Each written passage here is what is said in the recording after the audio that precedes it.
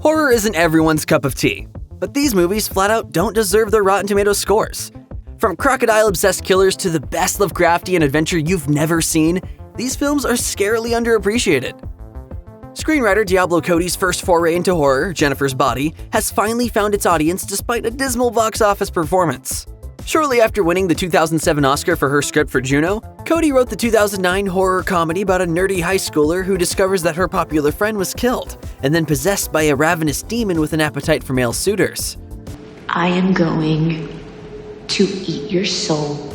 As with Cody's 2024 film Lisa Frankenstein, critical and fan response to Jennifer's Body was mixed, and its current Rotten Tomatoes score is a mere 46%. Don't let that scare you off from seeing Jennifer's Body. The film has enjoyed critical and fan reappraisals in the past decade. Fans of Cody will also be interested to hear that she suggested that Jennifer's Body and Lisa Frankenstein exist in the same cinematic universe. What's the deal with the middling response for The Strangers? The 2008 thriller from Brian Bertino about a couple who is terrorized by a trio of masked intruders was a modest hit upon release and enjoys a cult following today. It's even spawned a franchise with Strangers Prey at Night and a new trilogy from Lionsgate. With that longevity, why does the original Strangers only rate 49% on Rotten Tomatoes? The most likely answer is negative reviews from squeamish critics who found the psychological games played by the Strangers unpleasant. You're gonna die. Kristen, run! The Strangers is intense, but its reputation is built on its nerve-rattling suspense and the horror of its premise. The actual gore is surprisingly low, so if that's the factor keeping you from watching the film, put your worries aside. You should be prepared, however, to remain on the edge of your seat for the full running time. Shortly before striking box office gold with The Mummy in 1999, Stephen Sommers wrote and directed 1998's Deep Rising, a modestly budgeted science fiction horror film. A host of negative reviews, including one by Roger Ebert, who later featured it on his most hated list, sank the film upon release and landed it with a 34% Rotten Tomatoes rating. So you aren't to be faulted if you haven't heard of it. However, if you like the action, creature feature thrills, and the numerous shrieks of Benny in The Mummy, you'll enjoy Deep Rising as well.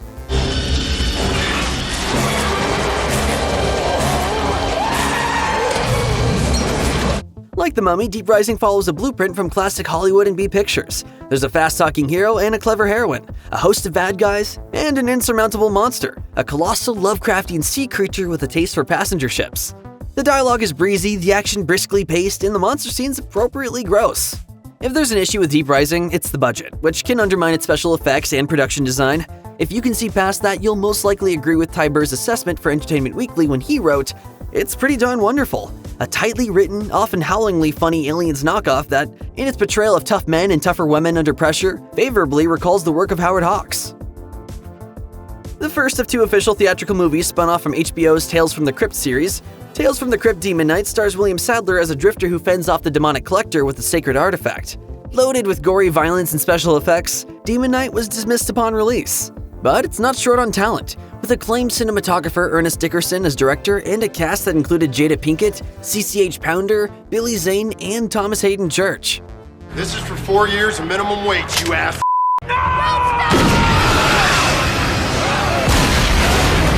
Its 42% rating on Rotten Tomatoes doesn't do Demon Knight justice.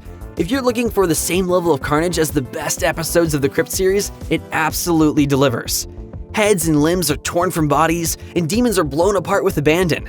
It's also true to the dark humor and hyper-stylized aesthetic of the 50s horror comics on which the series was based. Most importantly, it's way better than the second Crypt movie, Bordello of Blood.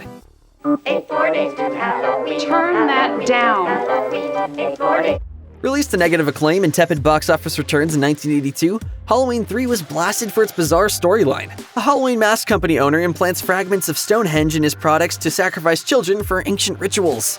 Audiences and critics disliked its downbeat ending and, most importantly, its lack of Michael Myers, despite John Carpenter and Deborah Hill returning as producers.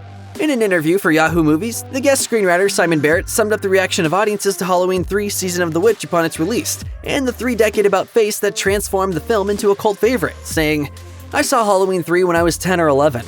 I watched it with a couple of friends and they were like, 'This is bull. Where's Michael Myers?' Then you get to the end and you think, wait, that was actually pretty cool."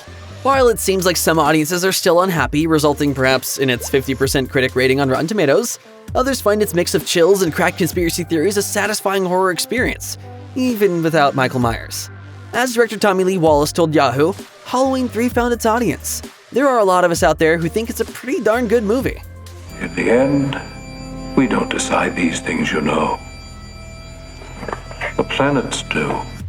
It's possible that you may have heard a reference to C.H.U.D in episodes of The Simpsons or Rick and Morty. C.H.U.Ds don't forgive humans. C.H.U.Ds eat humans. This is out there even for us. You might have also caught a glimpse of a C.H.U.D VHS tape in the opening frames of Jordan Peele's Us. C.H.U.D refers to cannibalistic humanoid underground dwellers, the monsters of the 1984 film of the same name. The film features a pre-Home Alone team-up of John Hurt and Daniel Stern, who discover that chemical waste has turned members of New York's unhoused population into monsters.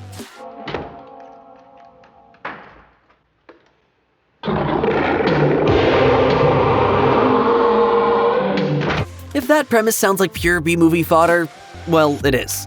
That's probably why C.H.U.D enjoys a 29% rating on Rotten Tomatoes. However, it's developed a cult following over the past 3 decades as a taut, suspenseful, and surprisingly smart thriller that just happens to feature sewer-dwelling monsters. 1987's Hellraiser marked novelist Clive Barker as a major figure on the rise in horror movies. However, that ascent was cut short with the second film, 1990's Nightbreed. Barker's story is a fantasy-horror hybrid about a troubled man who flees the influence of a serial killer therapist for an underground community of monsters. They're armed. So am I. Come to Daddy. Basically, the film baffled 20th Century Fox, which forced Barker to trim nearly an hour from his cut and release it without critical previews. As a result, Nightbreed flopped, and the truncated version sits at 53% on Rotten Tomatoes. Barker's fervent wish for the release of his original edit came to pass in 2014 with a Blu-ray release from Shout Factory. That's the version that's worth seeing. It offers an intriguing conclusion that foreshadows Barker's intention to form a trilogy around Nightbreed. The director's cut also places greater emphasis on the Nightbreed themselves, transforming them into full-fledged characters. This version of Nightbreed is Nightbreed. The 1986 horror science fiction comedy TerrorVision has a 10% rating on Rotten Tomatoes, which generally suggests a truly terrible film. That's a harsh verdict for director Ted Nicolau and Empire Pictures. Yes, they gave us Troll and Ghoulies, but also the classic Reanimator. TerrorVision sits somewhere between those two poles. Don't be so impatient, butthole! Its story about a TV-obsessed family whose new satellite antenna brings a hungry alien to Earth is steeped in cheap gags and special effects, but also manages to be genuinely funny and unexpectedly clever, and even takes a few shots at 80s consumerist culture. Any success enjoyed by TerrorVision is due to its cast of cult favorites, who embrace the broad humor of Nicolau's script and invest it with vibrant energy. The writers deliver lowbrow gags and gloppy aliens for the grindhouse-minded, but also wisely skewer the family for being so stupid that they not only invite the alien into their home, but also blow their chance to defeat it. As Certified Forgotten's review put it, this bright, kooky, and hilarious movie accomplishes exactly what it sets out to do, and it does so in an eminently engaging and entertaining way that has earned it a well-deserved cult status. The 1987 thriller White of the Eye is not easy to watch or digest. It's the penultimate film from Scottish cult director Donald Cammell. All of Cammell's films play with issues of reality and perception, often through hallucinatory film techniques, and White of the Eye is no exception. White of the Eye is at first a film about a serial killer murdering women in a ritualistic fashion, and in that regard, it's absolutely harrowing. It blossoms into an obsessive triangle among a sound engineer, his wife, and her ex-husband, which unfolds in numerous dizzying flashbacks. The structure of the film is most likely the reason for the middling 50% rating on Rotten Tomatoes. But in a decade filled with cheap slashers, Cammell's extraordinary visuals and violence reward adventurous horror fans. As the Spinning Images review noted, there are a few serial killer films that would be brave enough to take Cammell's approach, and that's what distinguishes this work. There's nothing exactly like it. One faction of horror fans wants their scares served up bloody and raw, while another relishes horror movies that require patience when doling out scares.